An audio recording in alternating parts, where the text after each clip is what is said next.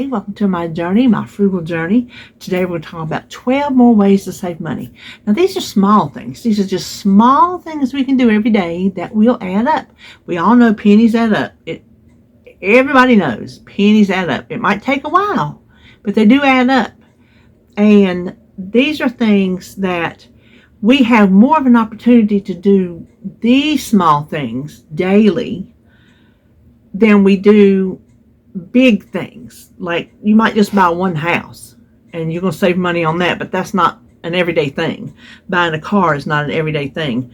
I'm talking about small things. And so I have 12 here that I thought we would go over. Some we probably have already gone over, but if we have, then they bear repeating. How about that? Okay. Oh, I counted 12 and it's 11. I counted one line wrong. Oh, well, anyway. If you use dryer sheets, tear them in fourths. That way you get 4 for the price of 1. And it should do the exact same thing. Soften, de-static, and everything. If you don't use dryer sheets, but you still want that benefit of soft clothes or smelly clothes, or clothes without static, that's my thing. In the wintertime, oh my gosh, I hate staticky clothes. Put you some fabric softener on a washcloth and throw that in there and reuse it until it just needs to be reapplied. You could probably buy a bottle of fabric softener to last you the rest of your life. So that's if you like to use things in your dryer. Okay, use less paper towels. That's what we're working on here. Use reusable cloths. They make reusable paper towels that you can buy, and they're like cloths on a roll. I've seen them. They're pretty cool. People make them. They're very cool. I need some cloths that maybe I can throw away, like whenever I cleaned out what I have is some cut up t-shirts, and I'm fixing to cut up some little PJ shorts because they're t-shirt material, you know, and I'm fixing to get rid of them for some new shorts I bought just for around the house. So find materials, things that aren't good to donate. I would not donate these shorts to anybody. They are terrible, but they're good enough to use for rags. So like this morning, I had things spilled. I have a glass top flat stove, and things get spilled on it, and so I buy those little razor blades that they sell at the Dollar Tree that you snap them in the little handle, and I went through and I scraped it off and it was all black. So instead of using a paper towel, I just grabbed one of my old t-shirt rags and wiped it up and got all that black goop and everything off of there, and then I just threw it away. It would have taken me several paper towels to get through that, and that t-shirt didn't cost me anything because the depreciation wore off of that t-shirt within a couple times of wearing it. So it was just, to me, free because it's been depreciated out. You know how long I had them t-shirts? Probably 5 years. Well, when I cut them up, I'm telling you what. So use things like that are not, you can't wear them, but don't throw them away. Cut them all up and just save them in your wherever. I had a big gallon bag full. I used so many this time. I hadn't washed my kitchen laundry yet that I had to get some more out. I've used that many. That would have been how many paper towels I would have used. So yeah, all you gotta do is throw them in and wash them, dry them. They're good to reuse. Let's see. Don't impulse buy. Put the word out. That is something easy to do. That is small. Don't impulse buy. That ain't no big deal.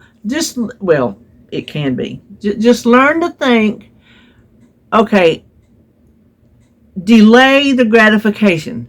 I've had trouble in that area, still do, but I fight it. Same with my food. I'm losing that battle. That delayed gratification, I'm losing that battle. But if you can delay it, don't impulse buy. Put the word out. Let your family and friends know that you're looking for whatever it is you're looking for. put it on your Facebook page, put it, on your Instagram page. I don't know, wherever your social media is. Just put the word out. Facebook groups, like we have one around here that's a buy nothing group, so you can put the word out on there if you're looking for something, and see if you can find it free or a site cheaper than what you were going to buy new. Have more meatless meals. Now, you couldn't get easier than that. You just don't eat meat for a couple meals. My favorite meatless meal is what I call my hobo dinner. Pinto beans, fried taters and onions, greens, and sometimes cornbread if I feel like it. That's my favorite meatless meal. I also just made a ravioli lasagna. I made it before when I was getting ready to have knee surgery. I made one and froze one. That's what I did this time. I made one and froze one. It's a meatless meal. Delicious. So that will save you money just by doing something small, just like not having meat a couple times a week. Turn the lights off when they're not in use. David, he will go out and leave a light on in the room every time. I tell him to turn it off. Well, I was going back in there. Well, he might not have been going back in there for a half hour, 45 minutes. So I just go behind him and turn him off. It ain't worth the fight. I just walk around. If he leaves his light on, I just pop in there and turn it off. If he needs to go back in there, he can turn it back on. And then they say LED lights are a money saver. I know one thing, they last forever. I've got some in the house, and as some of my other bulbs die, I'm going to replace them with LEDs because they do last forever. Use a drying rack for your kitchen and your bathroom laundry. We all know I wash mine separately. You even if you wash all your kitchen towels in with something that's going to go in the dryer, pull them out, hang them on a rack to dry, because then that's just less time your dryer has to run to dry that big of a load. So if you don't wash yours separately like me, like right now I have a load of bath laundry on the rack, and then when it comes off, I got kitchen laundry to do. So I'm saving two dryer loads.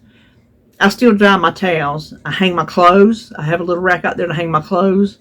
But even if you wash it all together, pull out what you can pull out to hang up on those wooden dry racks, and just save that little bit of energy. So that's a small thing, but these things add up.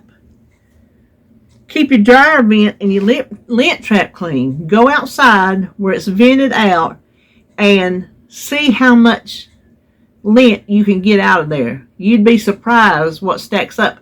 The moisture like glues it on almost. So I wish I could get up in there farther than I can get up in there, but I have a dowel, or excuse me just a minute. All right, getting that dry thing in my throat. When I get here to get to talking real fast, I get a dry throat. I can't remember what I stick up in there to scoop out and scrape out that lint. You'd be surprised what you can get. You keep that clean, that helps dry your clothes. You keep your lint trap clean, that helps dry your clothes, and possible fires prevention, because your lint can catch on fire. Clean it out. It might not need it every single time, because like sometimes if I would dry my clothes, there would be no lint to come off, so there was nothing I could rake off. But like when David does his clothes, he dries his. He doesn't hang it. His clothes put off so much lint, it's not even funny. You can't dry anything until you clean that off. So anyway, keep those two things clean. Here's one.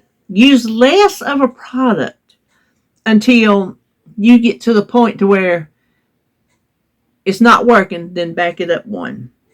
You'd be surprised how little shampoo, conditioner, toothpaste, probably mouthwash. I don't use it. It burns my mouth. Dish soap, laundry detergent. How little you need to use to actually get the job done. And measure that laundry detergent. It tells you on there how much to use, and it tells you for sol level. Sol, like how soiled your things are. Levels of how much to use. So Those are some small ways to save a little bit of money. This is one. Avoid dry clean only clothes. That's a small thing to do. You see something you like, dry clean only. Next. I don't have a thing in this house that says dry clean only. No. The only thing I would dry clean is if David wore one of his dress shirts and I wanted it to be nice and crisp, better than I could iron it, which I iron it. But just to say, I would pop that to the dry cleaner. But there's nothing in this house that is dry clean only. That's a small one.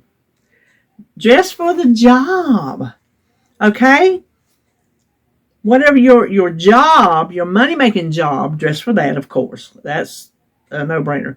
I'm talking about when you got dirty jobs to do, dress for it. David wears his old greasers when he goes out and has something to do outside of the house. Like today, he's doing something. He come in from work and he put his old greasers on. That's what we call them. When I go to the garden, I dress for the garden. Don't dirty up your good clothes. Y'all remember when we was kids? They would say, your mama say, take off your good clothes and put on your play clothes. We didn't play in our good clothes. We had two different clothes. That's what you need to do. That's something small. Protect your good clothes and dress for the job. And then finally, this one, some of you may already be that way.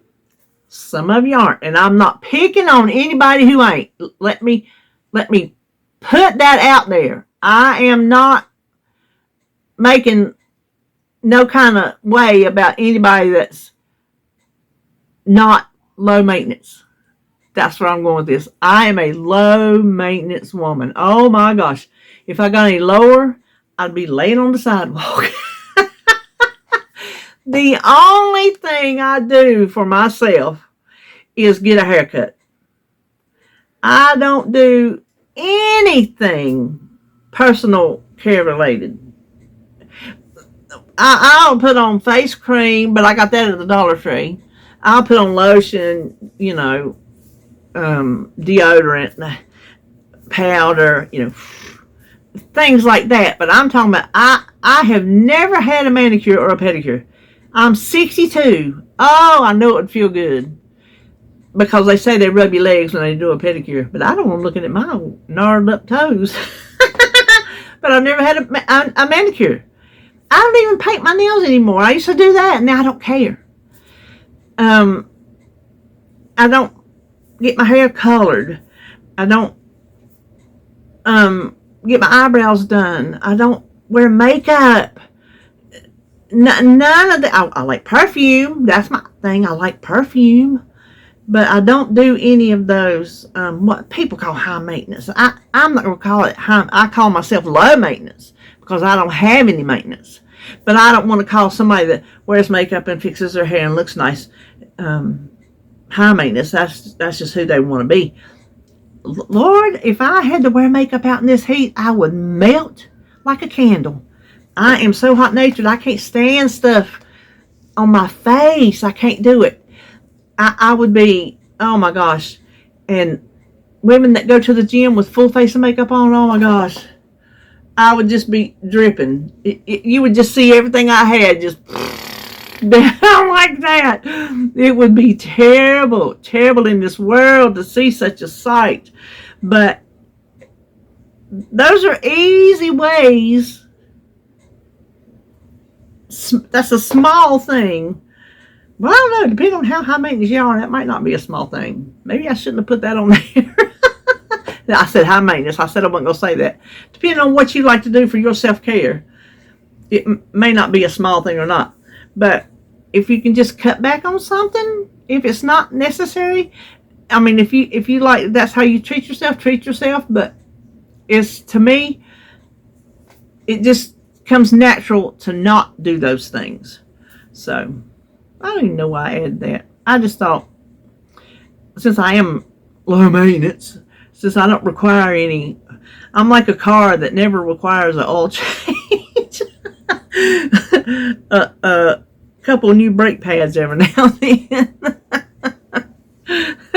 So anyway, those are some small ways that I think we can save money that adds up, that keeps us in that mindset of being frugal. So I hope you enjoyed today's video. Not sure what's coming up. See you when I see you.